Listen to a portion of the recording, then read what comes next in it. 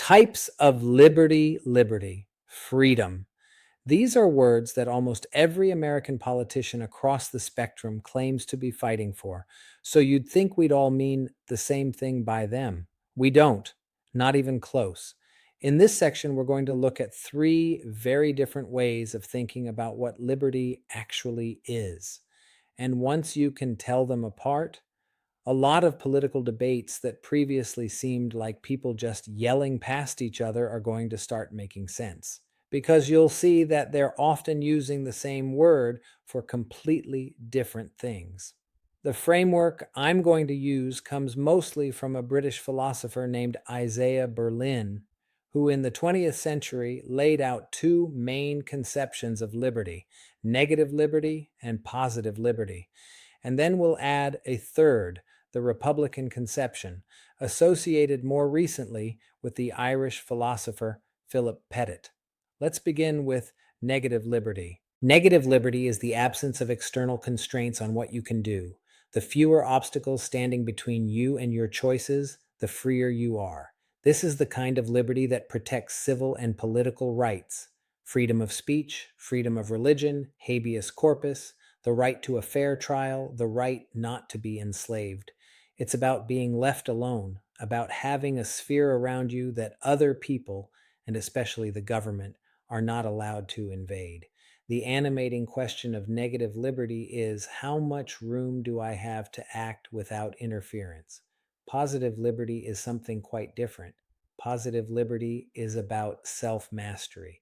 It asks not what stops me, but who governs me, and whether the person governing me is, in some meaningful sense, myself. The animating question of positive liberty is, what does it mean to be free to govern myself? Under positive liberty, you have to be a subject, an agent, a chooser, not an object pushed around by external forces. And here's the catch: external forces aren't just other people. They can include your own ignorance, your own appetites, your own inability to see your own real interests. So, positive liberty leads pretty quickly to the idea that genuine freedom requires education, requires reflection, requires being the kind of person who can actually direct their own life. Now, in any real society, total freedom from constraint is impossible. You can't have a community where everyone does whatever they want with no consideration for anyone else. So the question becomes, how big should that private sphere of non interference be?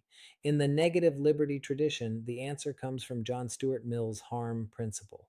Your freedom is justified as long as it doesn't violate the rights and liberties of others.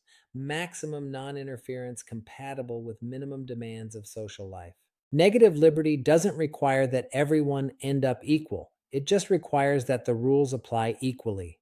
Positive liberty has been criticized quite forcefully for being a slippery concept.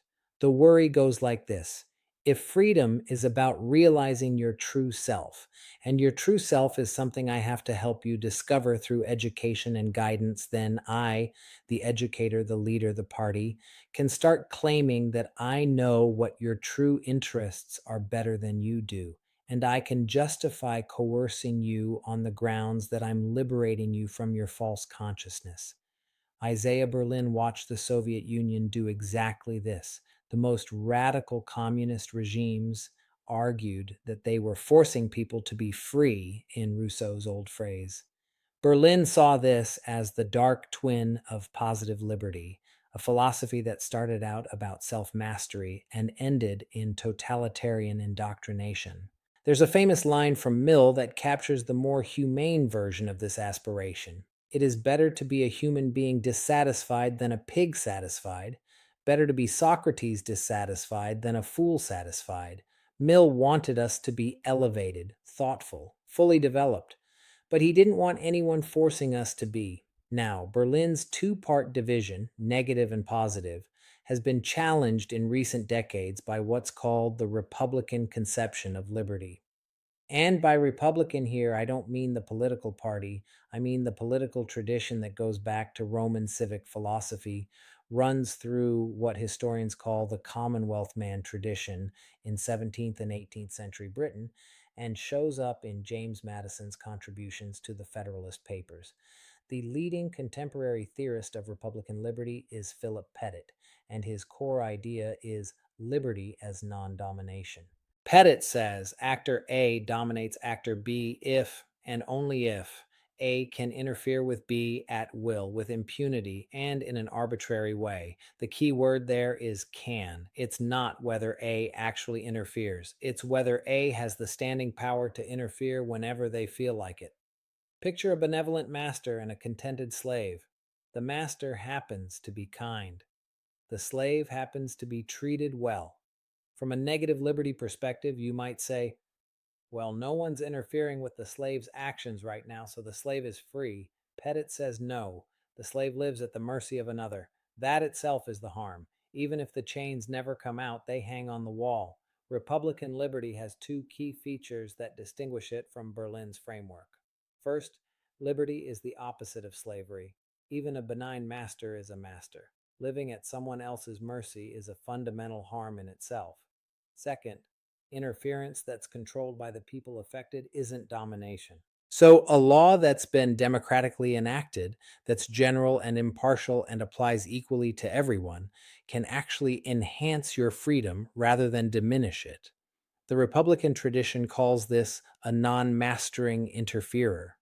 The law constrains you, yes, but it doesn't subordinate you to any particular person's arbitrary will. This has huge implications for how we think about the rule of law. Laws that are general, impartial, and predictable can make people freer, not less free. And then there's the 2026 update, which makes all three of these conceptions of liberty more urgent than they've been in decades. The digital age has created entirely new challenges. Mass collection of personal data by governments. Think back to the Snowden revelations in 2013 when we found out the NSA was vacuuming up enormous amounts of communication data. Commercial harvesting of personal data by tech platforms. Google knows what you searched for last Tuesday at 2 a.m. And the deployment of predictive AI in criminal justice and immigration enforcement. Algorithms that decide who gets parole, who gets stopped, who gets a visa. Each of these raises hard questions in every framework we just covered. Are you free from interference if a system is silently recording every move you make? Are you genuinely self-determining if an algorithm is shaping the information you see and therefore the choices you imagine you have? And are you free from domination if unseen systems can interfere with your life with no real accountability? Shoshana Zuboff has called this surveillance capitalism, a regime that converts human experience into behavioral data, then uses that data to predict and modify human behavior at scale. As of 2026, with the European Union's AI Act, with ongoing debates over facial recognition in public spaces, with active fights over data privacy legislation, these old philosophical distinctions have become very practical, very urgent, and very political. The questions Isaiah Berlin asked in the 1950s have come back to us with new teeth.